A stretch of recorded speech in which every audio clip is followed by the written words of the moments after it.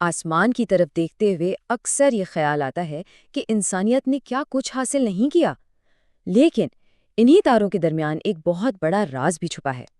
چاند، جو ہمیشہ سے توجہ کا مرکز رہا، اچانک وہاں کا سفر رک کیوں گیا؟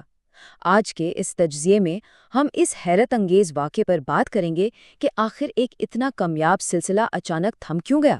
خیر، بنا کسی تاخیر کے اس معاملے کی گہرائی میں چلتے ہیں۔ نصف صدی، پورے 50 سال سے زیادہ کا وقت گزر چکا ہے۔ یہ کوئی چھوٹا عرصہ نہیں ہوتا۔ سوچنے کی بات یہ ہے کہ ایک طرف تو ٹیکنالوجی ایسی تیزی سے آگے بڑھی ہے کہ دماغ دنگ رہ جائے، لیکن دوسری طرف چاند پر واپس جانے کی کوئی کوشش ہی نہیں ہوئی۔ عام طور پر ہوتا یہ ہے کہ جب کوئی ایسی تاریخی کامیابی ملتی ہے تو اس پر مزید کام ہوتا ہے، پر یہاں بالکل الٹ ہوا۔ ایک ایسی خاموشی چھا گئی جس نے سب کو حیرت میں ڈال دیا، اور اس خاموشی کے پیچھے کے اسباب سمجھنا سچ میں انتہائی ضروری ہے۔ تاریخ کے اوراق میں ایک ہندسہ ہمیشہ کے لیے محفوظ ہو چکا ہے، اور وہ ہے 12۔ ابتدائی مشنز کے دوران صرف 12 خوش قسمت لوگ ایسے تھے جنہوں نے چاند کی سطح پر کامیابی سے قدم رکھا۔ صرف 12 لوگ! اور جب اس بات پر غور کیا جاتا ہے کہ اس وقت کی ٹیکنالوجی آج کے مقابلے میں کتنی محدود تھی، تو ان افراد کا چاند پر پہنچنا واقعی کسی معجزے سے کم نہیں لگتا۔ یہ انسانی عزم اور ارادے کی ایک ایسی عظیم مثال ہے جسے ہمیشہ یاد رکھا جائے گا۔ لیکن رکیے، اس سے بھی زیادہ حیرت انگیز ہندسہ ایک اور ہے۔ 3۔ جی ہاں، ان 12 افراد کو چاند پر بھیجنے کے لیے صرف 3 سال لگے، صرف 36 مہینے کا مختصر وقت۔ یہ سچ میں دماغ کو دنگ کر دینے والا واقعہ ہے۔ ایک ایسا دور جب کمپیوٹر لٹرلی ایک کمرے جتنے بڑے ہوتے تھے، اس وقت اتنے کم عرصے میں اتنی بڑی منزل طے کر لینا، یہ ثابت کرتا ہے کہ جب کوئی قوم مقصد طے کر لے تو نتیجے کتنی تیزی سے سامنے آ سکتے ہیں۔ تو اب ان دونوں باتوں کا ذرا موازنہ کرتے ہیں۔ ایک طرف وہ 3 سال کی انتہائی تیزی اور لگاتار کامیابیاں، اور دوسری طرف گزشتہ 50 سالوں کی مکمل خاموشی اور بے عملی۔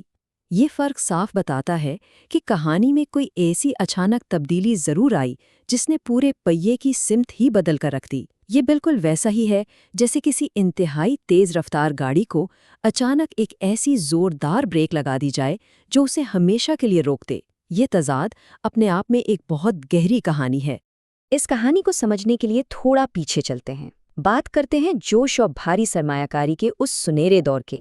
دیکھیے، جب چاند پر جانے کا پہلی بار اعلان ہوا تو حالات بالکل مختلف تھے۔ پوری دنیا ایک عجیب سے جنون میں مبتلا تھی۔ ان مشنز پر اربوں ڈالرز خرچ ہونے والے تھے، جو ظاہر ہے کوئی چھوٹی رقم نہیں تھی، لیکن عوام کی نظر میں یہ قیمت ادا کرنا بالکل جائز تھا۔ اس مشن کو نہ صرف ضروری بلکہ ایک تاریخی ضرورت سمجھا گیا۔ جب لوگ کسی مقصد کو دل سے اپنا لیتے ہیں نا، تو پیسے کی اہمیت خود بخود پیچھے رہ جاتی ہے، کیونکہ اصل طاقت صرف راکٹ کے ایندھن میں نہیں تھی۔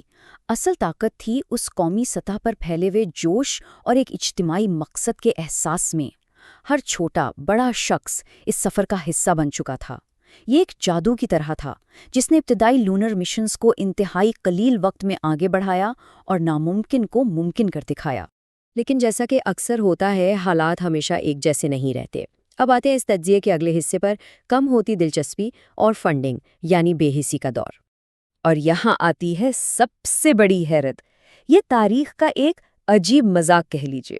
عام طور پر مقصد حاصل ہونے کے بعد مزید آگے بڑھنے کی لگن پیدا ہوتی ہے، ٹھیک، لیکن یہاں بالکل اس کے الٹ ہوا۔